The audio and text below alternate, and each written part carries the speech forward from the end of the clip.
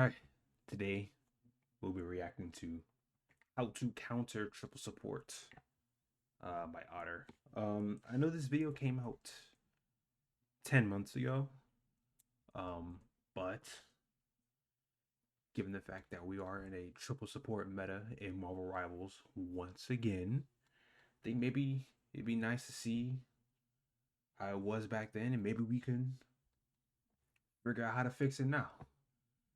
Anyways, let's just get straight into it.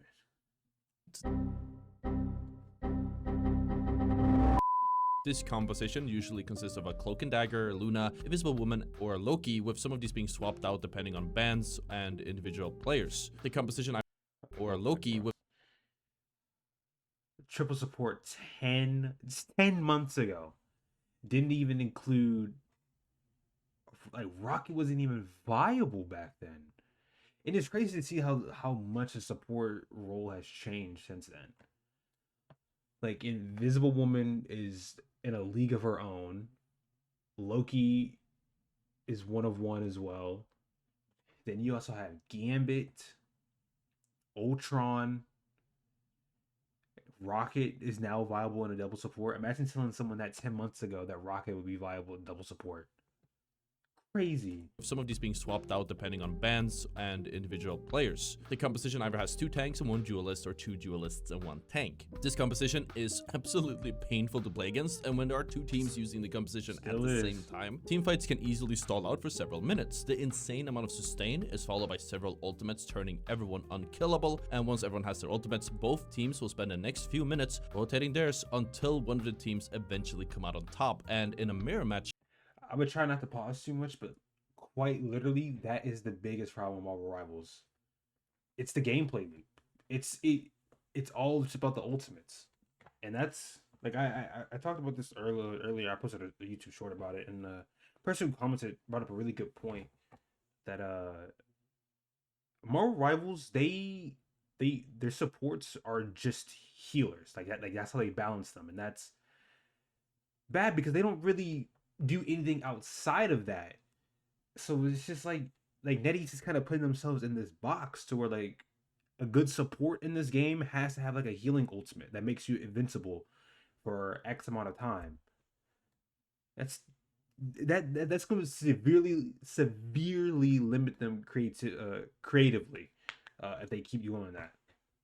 So they do need to fix that for sure. it really just boils down to whoever uses their ultimates first ends up losing. I mean, if you have a team with a Luna, Loki, and Invisible Woman, then you can rotate the ultimates and effectively have your team be invincible for a total of 32 seconds. And that's not even bringing Cloak and Dagger into the equation with a way longer ultimate than Invisible Woman's that charges so fast that I wouldn't be surprised if some Cloak and Dagger goats can get another ultimate up before the full rotation has ended in the first place. And it also doesn't keep in mind that Loki has runes that turns anyone invincible as well. Nothing dies in this meta, that's good, and it feels though, because so that's bad just to a play against. cooldown. That his ultimate is different though. Like that's kind of like how it is in Overwatch with Baptiste. Baptiste has like that immortal shit, right? And it could be destroyed, but his ult is more of a support ult. You know, like it supports. It doesn't do just healing. But the thing is, the triple support compositions are really only perceived as a problem in ranked, but as soon as you take a look at stats, you can see that triple support compositions has less of a 50% win rate. And when you look at what professional teams are doing, you can instantly tell that none of them are actually playing it. So what is going on? Triple support is a very strong composition that absolutely destroys in ranked, that I would imagine quick play, because most people in ranked, even all the way up to Celestial, Eternity, and sometimes even one above all, don't really play the game properly, and the composition completely exposes these flaws for what they are. Generally speaking, I'd say it exposes weak duelist players, and if not weak players, then weak duelist picks. The composition thrives the longer a fight goes on for, since all loose incoming damage instantly gets healed up and converted into ultimates. All of the duelist ultimates are instantly countered by the numerous support ultimates, and the non-triple support team can never make that opening to actually get some ground in the game. So that means that while triple support is very annoying to deal with and pretty unkillable, that doesn't mean that it's completely unbeatable. When you're playing triple support, then this means that you're either giving up a lot of damage or sustainability with shields you might really need to actually pull this composition off. Additionally, during this 32-second window of invincibility, where the triple supports are rotating their ultimates, in addition to nothing dying, this also means that the enemy team will be able to farm their ultimates at a record pace, especially the ones with huge amounts of effects or splash damage, on account of the enemy teams being pretty reckless with shielding or staying behind cover on account of being, well, unkillable, which turns them into a ult battery. These two flaws might seem a bit minor, but are actually the exact flaws that we need to abuse if we want to beat this composition. So let's tackle them one at a time. First, the lack of outgoing damage or sustain and peel is a pretty overlooked flaw with the triple support composition. You are literally missing an entire duelist who should be able to output around 10. Well, not anymore. Not anymore. That just goes to show you how crazy this game has come since 10 months ago. Now with triple support, you're not losing that much damage. You have Ultron and Gambit. And also Invisible Woman, who honestly could probably out DPS a lot of people. You're not losing that much. I am a man. You're not losing that much DPS. 10, 20, or 40,000 damage per game, so you can heal your own teammates instead. Or you're missing a Vanguard with shields and various types of crowd control to stop the enemies from absolutely destroying your backline. In a long, brawly, or unfocused fight, then it's not gonna matter. And if the duelists that are facing a triple support team are wasting all of their focus and resources, padding their own damage stats against that one tank that's standing in their way while it keeps getting healed up, then the effective outgoing damage ends up being the same for both of the teams, despite one of them literally being down a damage healer or a tank. They cancel each other out. And when the duelists finally do get their ultimates, it's not gonna matter because the supports just rotate their free ultimates and end up winning. In the same vein, if the damage dealers trying to deal with the triple support team are focusing the backline but don't do enough damage either because of their mechanical skill or because their picks just don't have that much burst damage, then the triple supports just heal each other up and more or less end up ignoring the duelist. And this is the pain point you need to put pressure on if you want to beat the composition in most fights. While a Loki or Cloak and Dagger or a Luna can heal up a lot without their ultimates, that doesn't mean that they or their targets are invincible. And if you hit them hard enough, they will die immediately. And anyways, I've been blue balling and teasing you guys for long enough with this composition. I just really want to set it up. The solution is dive. One of the solutions is just diving them. Either with one dive hero or...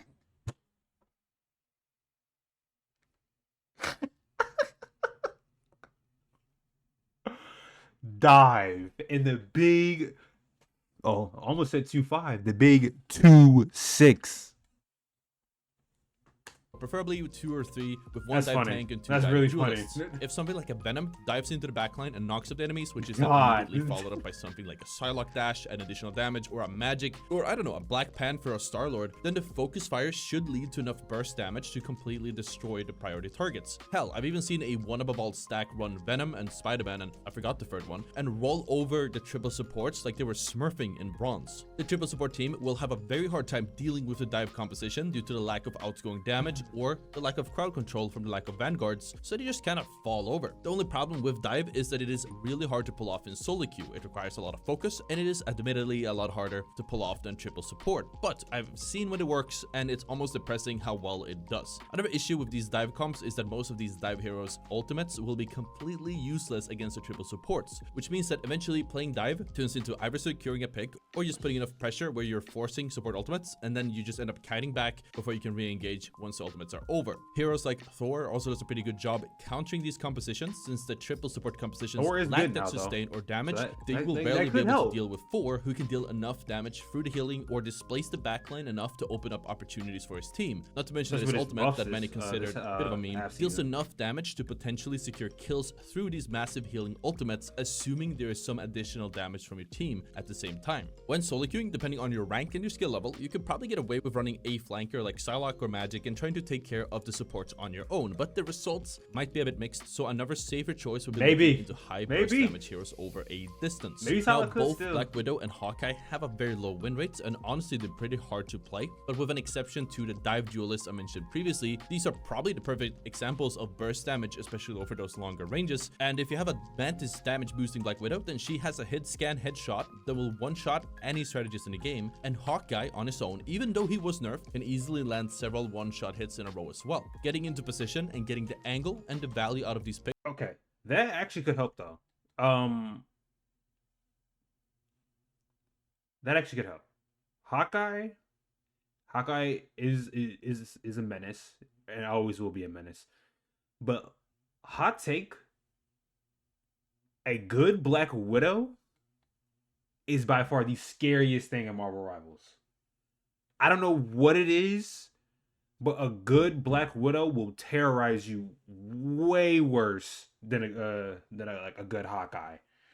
Can be very difficult. Black Widow is scary. She still especially when you remember that the triple support team generally will be lacking the manpower to send someone after them. So if Hawkeye or Black Widow have a great position, then they might be able to take the supports out one by one, which is enough for the rest of the team to push in and actually close out the game. I don't want to be the one who goes on record and says, you guys should really play Black Widow and Hawkeye, who has a 40% win rate, and then nobody would ever trust me to give advice again. But it can be a last resort fix if you need a quick pick to open up the game, especially with all the damage boosts, like bad positioning and awareness, and are more likely to give you free angles and shots. I don't think so. I also want to give a quick shout out to Winter Soldier here. He is a great hero in general, and I've found that he is absolutely instrumental in making something happen against triple support, especially when they have a Loki. The hook into full combo can be enough to yoink a support in and dash them into my team, or at the very least pull up Vanguard or Duelist out of the support's line of sight so my teammates can help with melting them. And the ultimate, while it does get countered by practically every support. Okay.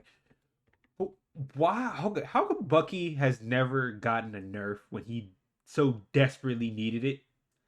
His hook is still low key, at least in my experience. Okay, it might be a skill issue, but in my experience, that goddamn hook is by far too fucking overpowered. It goes way too far. It just makes no sense. Still procs off Loki's clones, meaning I can use the Winter Soldier ult on a Loki clone, which usually forces the enemy team to use the support ult early, and then I just wait before I finish the clone off at the end of the ultimate to proc it again, or chain it into another Loki clone while I am waiting for things to open up, while I still have my ultimate active and ready to slam down. Additionally, since marked enemies instantly died if they drop under a certain amount of health, that means that you basically lower their total health by a considerable amount, and this also means that using Winter Soldier's ultimate through something like a Luna ultimate might be worth it depending on your team composition, because you might have enough burst damage from the rest of your team to kill enemies that would have survived otherwise. Not to mention that the splash damage from most of his abilities farms his ultimate up super fast if used into a chain ulting triple support team. So if played right, you can use burst damage. That is one thing that can counter triple support, is that everyone just has to focus the support, but usually that can't happen.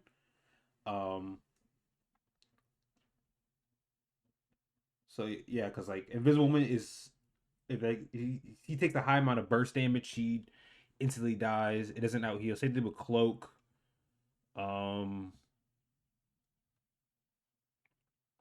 Luna can't take a Moon Knight ult even without its damage boost. So imagine it being damage boosted.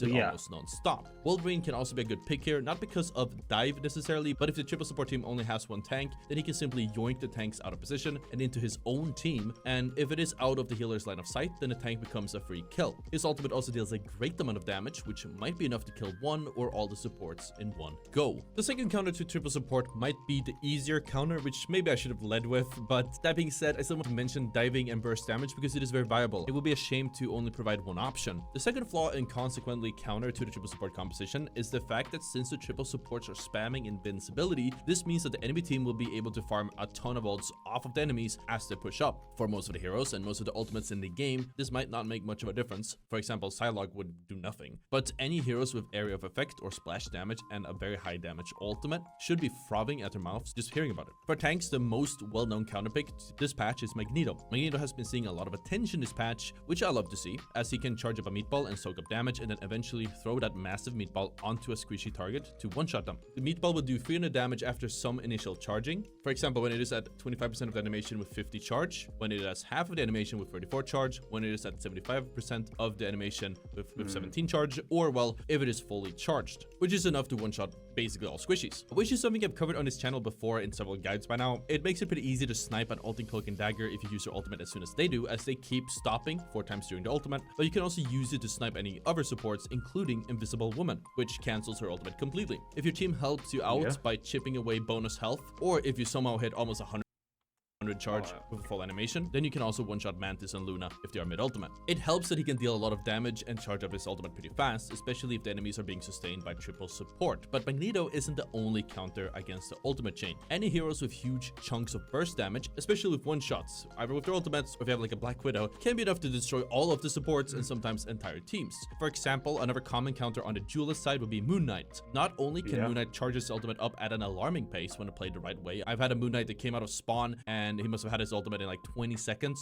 Whether there is an ultimate or not, he deals a ton of damage thanks to the onks and the way the damage bounces between enemies, and his ultimate deals so much damage that it will destroy anyone inside of it, especially this patch because for some reason the ultimate deals twice the amount of damage. Groot is a great hero to combine it with, since the Groot ultimate will keep the enemies in place and then the Moon Knight ultimate will completely destroy them. If you hit everyone with this combo, then there isn't really anything they can do to survive it, no matter how many supports they have or support that are up. Another great pick, especially if the triple support team are playing some type of flankers or diver, could be Namor. Namor deals a ton of damage, he doesn't have to reload, and he has some pretty decent self-sustain and movement, and his turrets really help with dealing with flankers that might be hard to hit, but most importantly, his massive whale stops enemies inside of it from moving. It stuns anyone caught within a ring when the whale lands, and it deals 500 damage to anyone inside the middle ring, which is enough to one-shot almost all heroes in the game, and if you deal a little bit of damage to Luna, she will also die mid-ultimate. It doesn't matter how much healing you have if you get hit by full damage whale, because the burst just takes you out. This too can be combined with something like a Groot ultimate, but can also be used on its own on the back line